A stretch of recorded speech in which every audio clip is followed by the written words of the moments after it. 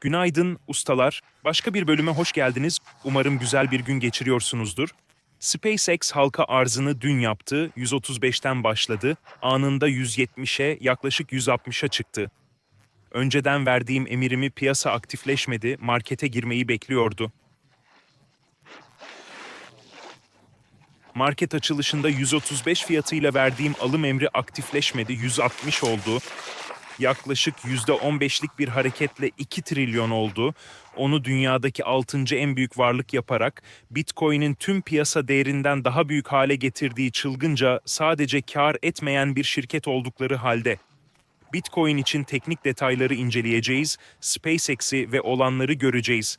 Genel piyasaya bakacağız. Şu an para Nvidia, Google, Apple, Tesla, SpaceX gibi teknoloji hisselerine yoğunlaştı. Tüm para oraya gidiyor gibi. Fazla para gelmiyor. İnsanlar biraz Bitcoin ve genel olarak kripto sektörden uzaklaştılar. Zamana ayak uydurun, iyi şirketlerde ve gelir getiren varlıklarda kalın. Bence Bitcoin birçok zaman diliminde aşırı satılmış durumda ve alma zamanı abone ol butonuna basın, beğenin ve zili açın. 25 yıldır ticaret yapıyorum. Şimdi 7 yıldır her gün bu videoları yapıyorum. Biri yorum yapmış, yorumlarınızı da okuyacağım. Birisi 16 yaşından beri izlediğini söyledi, şimdi 20'li yaşlarda ve şimdi 20'li yaşlardalar. O yorumu da okuyacağım, bu harika. Eğer para kazanırsanız barış mesajları yayın, doğayı, ağaçları, hayvanları ve birbirinizi koruyun. Hepiniz aileniz. Birbirinizden nefret etmeye kandırıldınız ve sahte çizgiler, sahte haritalar, sahte inançlarla bölündünüz. Hepsi saçmalık. Hepiniz aynı anda dünyaya geldiniz. Bu çizgiler, yerler ve ırklarla özdeşleşmeniz saçmalık. Oraya yerleştirildiler. Birbirinizle kavga edip birbirinizden nefret ediyorsunuz. Böylece sizi yöneten kitleler tarafından kolayca manipüle edilip kontrol edilebilirsiniz. Şimdilik Bitcoin'in durumu ve teknikleri bunlar. Tekniklere geçiyoruz. Piyasa neredeyse yataydı. Bitcoin 63.600'deydi. SpaceX 160'a çıktı. Burada günlük grafikte gördüğünüz gibi 135 civarında açıldı ama aslında 149'dan açılmış gibi görünüyordu. Sonra 176'ya yükselip 160'ta kapandı. Aslında pek haber yoktu. Sanırım her zamanki gibi büyük para transferi ortalama orta sınıftan dünyanın en zenginlerine oldu. Apple %1,5, Google 0,5 düştü. Piyasanın geri kalanı oldukça yataydı. Tesla gün içinde %1,8 arttı. Hatta SpaceX ile daha da fazla. Elon dünyanın en zengin kişisi oldu. Zaten en zengindi ama şimdi ilk trilyoner oldu. Bitcoin'i daha uzun vadeli zaman dilimlerinde görebilirsiniz. Şu anda 40 seviyesindeyiz. Sarı trend çizgilerinde 48K, 62K desteklerimiz var. Buradaki işaretlediğimiz destek hatları bunlar ve bu desteklerde emirlerim var. Gördüğünüz gibi burada destek hatlarımız var. Destek hatlarını daha iyi görebilmeniz için grafikleri biraz netleştireyim. Dolayısıyla 48, 40, 52 ve 62 seviyelerinde desteklerimiz var. Ve bir sonraki büyük desteğin 48 seviyesinde olduğunu görebilirsiniz. 2K bölgesini tutamazsak bir sonraki büyük destek 48 seviyesindedir. Haftalık grafikte aşırı satımdayız ancak genellikle çift dip gibi aşırı satım biraz zaman alır. 2025'te ya da 2022-23 ayı piyasasında olduğu gibi bir yıl boyunca haftalık zaman diliminde aşırı satımdaydı Bitcoin. Haziran 2022'den itibaren aşırı satılıyordu. 1K seviyesindeydi ve Mart 2023'te yükselmeye başlayana kadar öyle kaldı. Yani Haziran 2022'den Mart 2023'e kadar 9 ay kadar sürdü. 15K ile 18K arasında bir ayı piyasasında kaldı ve bu ayı piyasası daha da kötü. Böyle kötü bir durum hiç görmedim. İlginç değil. Bitcoin'e de ilgi yok. Bu 6 yıldır gördüğüm en düşük seviye ya da bu videolarda ele aldığımdan beri gördüğüm en düşük hacim. Haftalıkta en düşük hacim, günlükte aşırı satılmış yükselme çabasında ki bu iyi çünkü simetrik üçgen olarak kapansaydı eldeki bu büyük ayı bayrağı tamamlanır, sonrasında ayı flaması oluşurdu.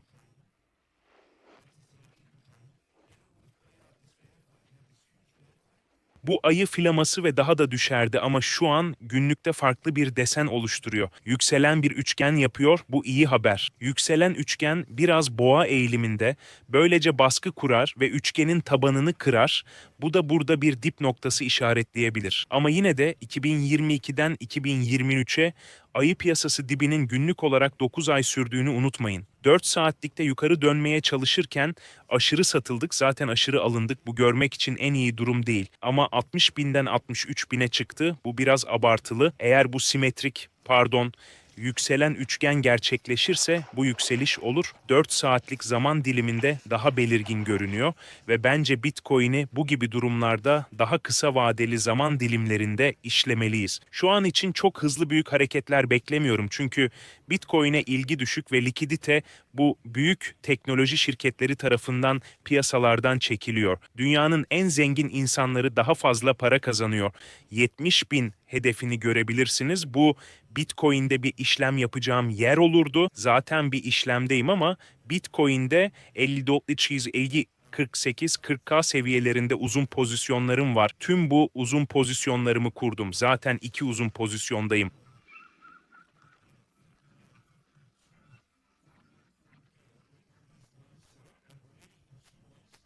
Over på VX har jeg et long på Bitcoin, $1.200 i overskud. Den long startede ved 60.000. Jeg har også ordre ved halvtreds, på Meta ved 523, på Bitcoin ved 58 og 55. Og over på Bybit har jeg også aktive handler på Bitcoin.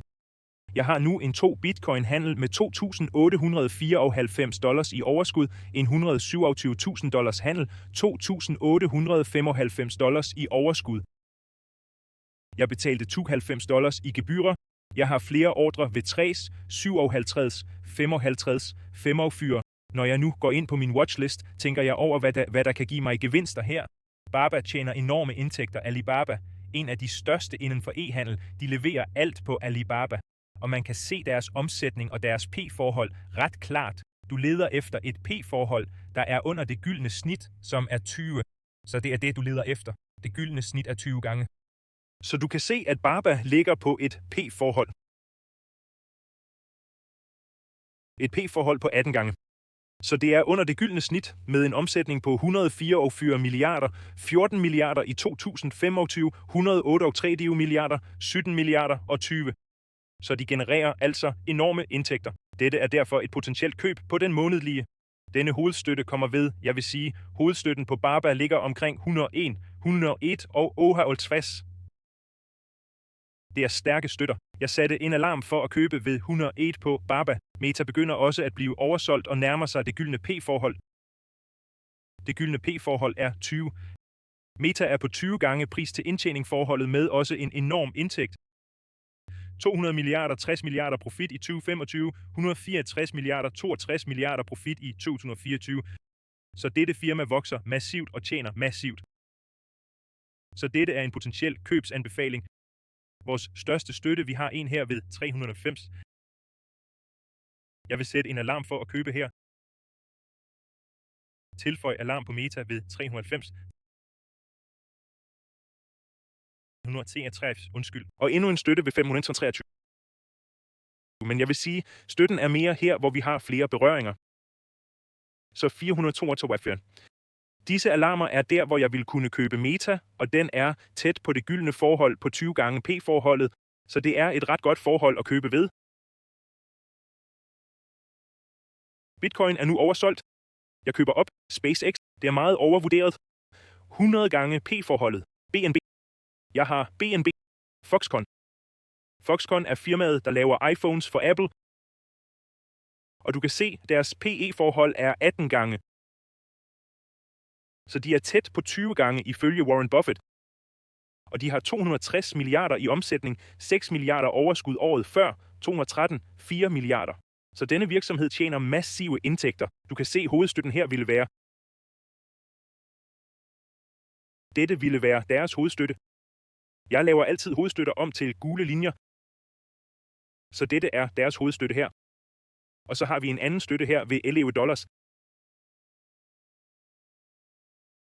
Det er alle store støtter. Og så en ved $13. Men den vigtigste vil jeg sige er her, men det er igen tæt på sit PE-forhold. Jeg vil tilføje mere ved 13, 11, 9 og lade den falde. Google. Jeg købte mere Google for nylig. Deres PE-forhold er lidt højere, men deres indtægter er fantastiske. Og du kan se støtte ved 270, 210. Og Bitcoin. Jeg bygger op på de positioner, hvilket er smukt. Det var mine opdateringer. Alle kom ind i Telegrammet. Vi har 6.600 medlemmer i det gratis Telegram, 119 online. Folk diskuterer. SpaceX er fedt, men Amerika er i bund og grund 350 millioner mennesker, der arbejder på at holde 20 milliardærer rige nok til at beskytte pædofile og konstante folkedrab på den anden side af kloden. Du kan måske ikke lide den kommentar, men den er sand. Folk diskuterer, du kan deltage herinde. TA'er deler grafer, diskuterer markederne. SpaceX er nu blandt de 10 mest værdifulde aktiver i verden. Bitcoin er nu nummer 15, hvilket er vanvittigt.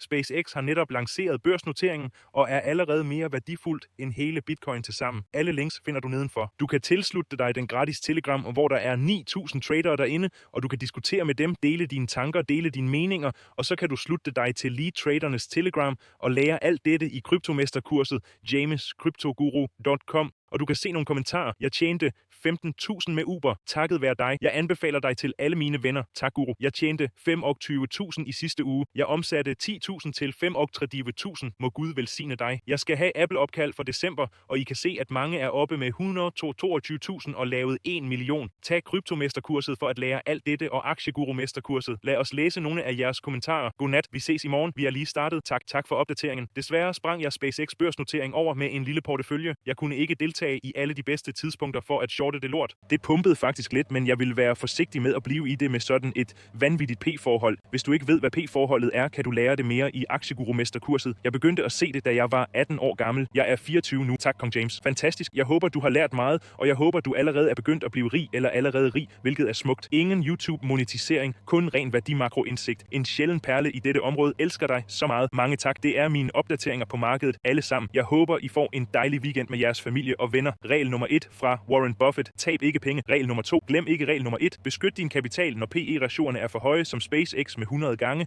Tesla med 360 gange, mens den gyldne ratio er for høj 20 gange. Vær forsigtig. Selv træk dig tilbage. Beskyt din kapital. Det er mine handler, mine investeringer, mine idéer. I kan lære af mig, hvis I vil se mine gevinster, mine tab. Det er ikke finansiel rådgivning, men det er det, jeg handler med. Det gør jeg lige nu. Jeg har primært mine største positioner i rækkefølge. Google, Nvidia, Apple, TSM, Foxconn. Jeg vil gerne opbygge positioner i Tesla, når PE-ratioen falder. Meta. Jeg vil købe mere Meta, fordi PE-ratioen er ret god. Det jeg taler om nu. Jeg elsker jer alle. Ha' en fantastisk dag, og vi ses igen i morgen.